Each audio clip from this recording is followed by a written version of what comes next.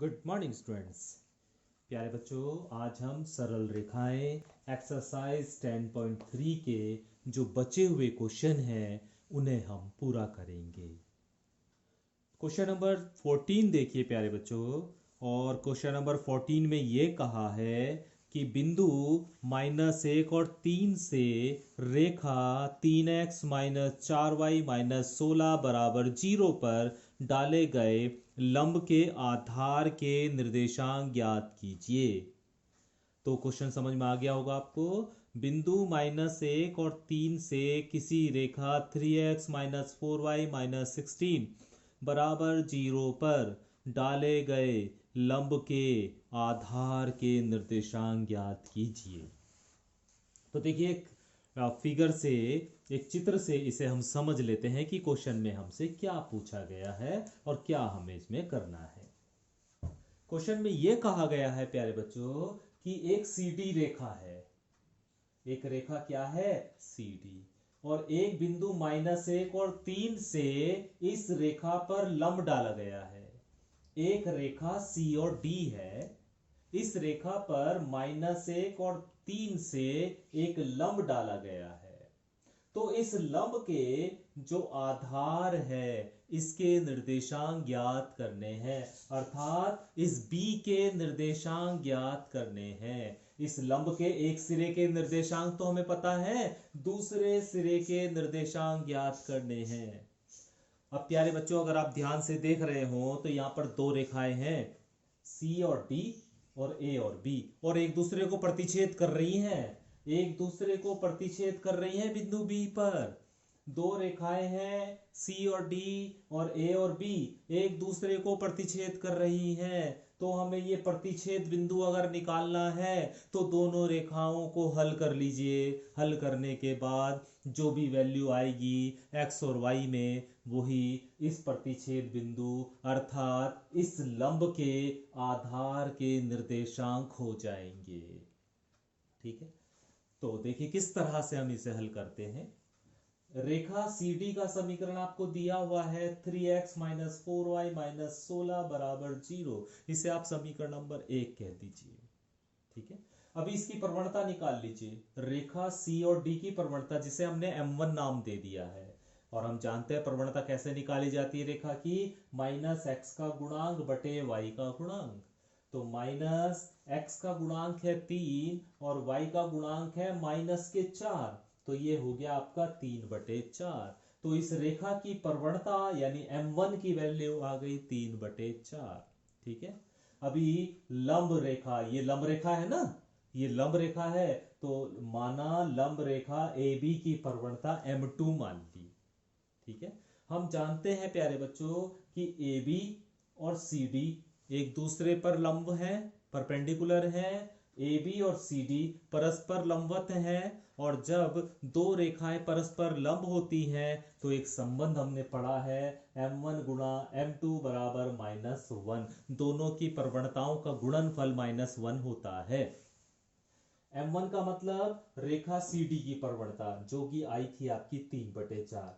M2 का मतलब रेखा AB की प्रवणता, जो हमने मान ली है M2, और बराबर -1। यहां से M2 की वैल्यू निकाल लीजिए। 3/4 को उधर ले जाइए तो -4/3 हो जाएगा। तो प्यारे बच्चों, इस रेखा A और B की, जिसे हम लंब बोल रहे हैं, इसकी प्रवणता आपके पास आ गई है -4/3। अभी हमें इस रेखा का समीकरण निकालना है। रेखा AB का समीकरण निकालना है, जो बिंदु -1 और 3 से होकर जाती है। तो प्यारे बच्चों, रेखा AB का समीकरण होता है y - y1 = m गुणा x - x1।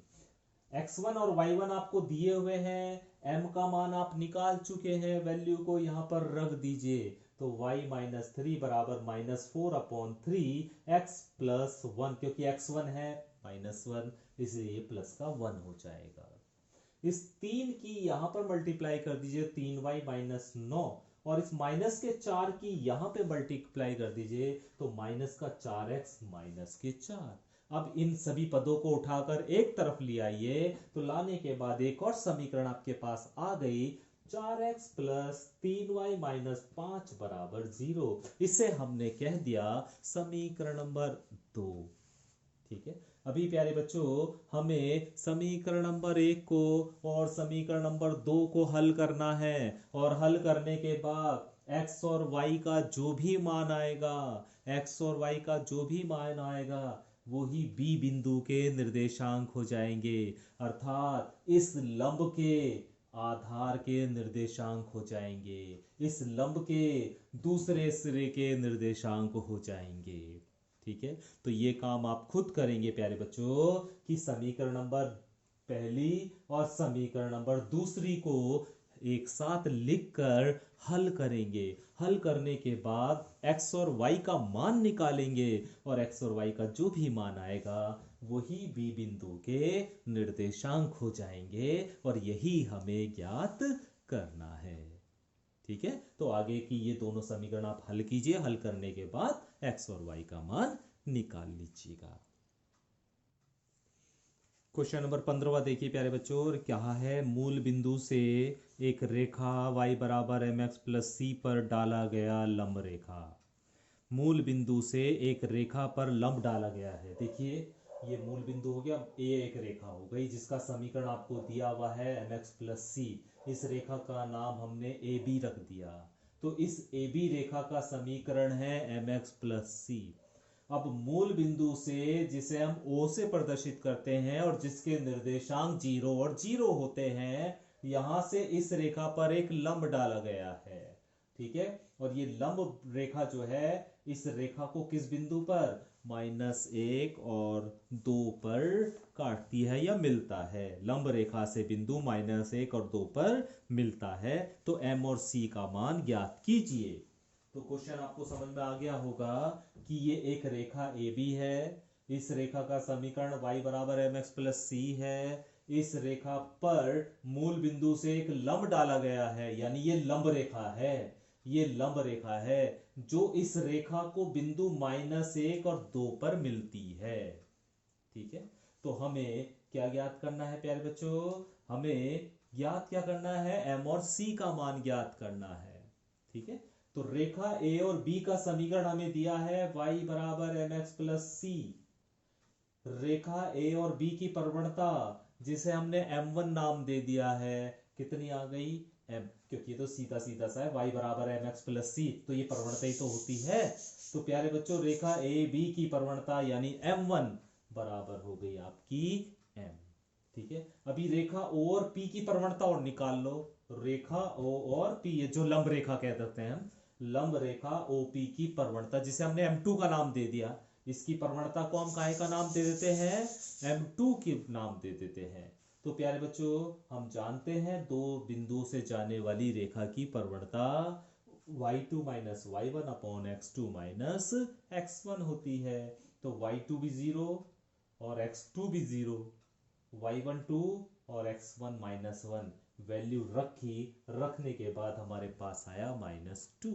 तो हमें रेखा AB की प्रवणता m मिल गई, m1 का मान मतलब m मिल गया, और रेखा जो लंब रेखा OP है उसकी प्रवणता भी मिल गई, जिसे हमने m2 नाम दे दिया, तो m2 की वैल्यू कितनी मिल गई, -2। ठीक है, हम जानते हैं प्यारे बच्चों जब दो रेखाएं एक दूसरे के परपेंडिकुलर होती हैं तो उनकी प्रवणताओं में क्या संबंध होता है, m1 गुणा m2 बराबर -1 के होता है।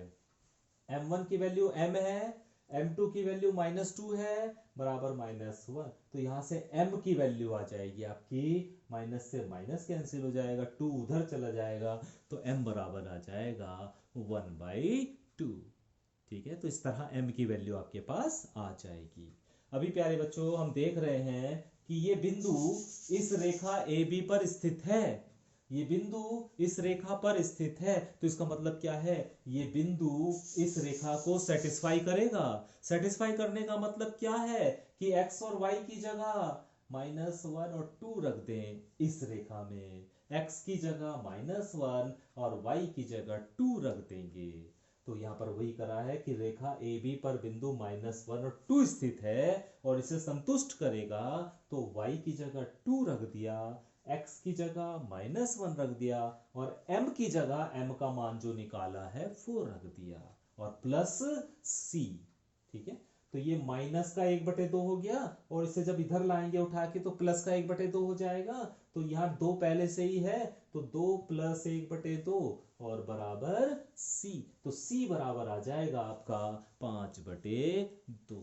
तो इस तरह प्यारे बच्चों आप m की वैल्यू और c की वैल्यू निकाल सकते हैं।